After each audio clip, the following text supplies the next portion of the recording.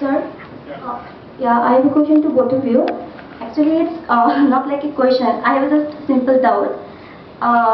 Is ultimate reality lies in micro level? And if it lies in micro level, then how the elementary properties like proton, neutron interact with each other? How? No, And can you repeat your question? yeah, sir told us that ultimate reality lies in micro level. Then those property which are belong to micro level, how they are governed, how they are regulate with each other, how they are interact with each other. It means there are also some reality behind no, those let me elaborate. Maybe he talked from philosophical perspective. Yes, sir.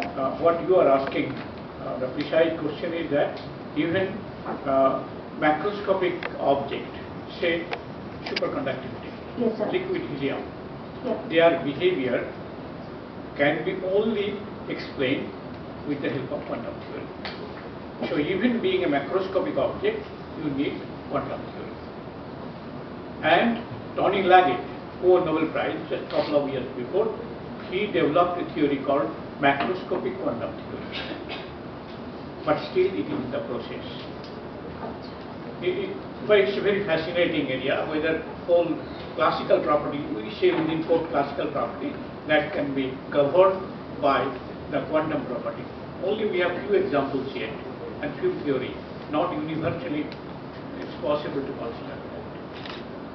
Okay, say the micro and macro, this word, label, as I warned you earlier, these labels must be understood in the context of the presenter's usage of the vocabulary.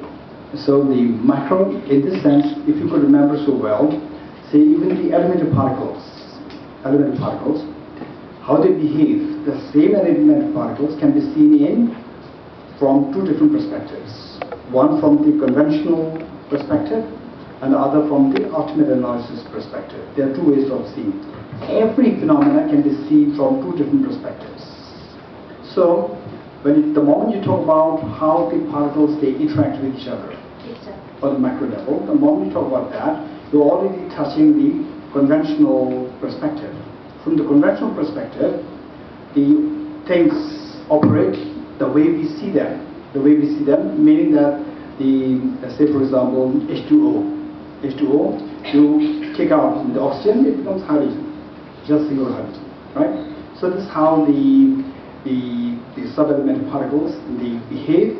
But when you subject the same phenomenon, object, onto the ultimate analysis, so just the way you see the flower through the electron microscope, the flower disappears.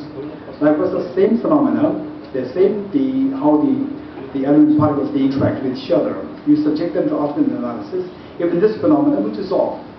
So in other words, what we are all seeing at the moment, including seeing the micro, what is in science, physics known as the microelements, microparticles. So all they are operating on the conventional level, which means they are all related to a mind perceiving them.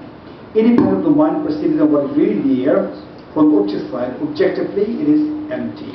But things do exist. Things do exist only in relation to the subjectivity. Right? So this is how we need to make a distinction. And if you really want to understand it so well, we have to know the 5 levels.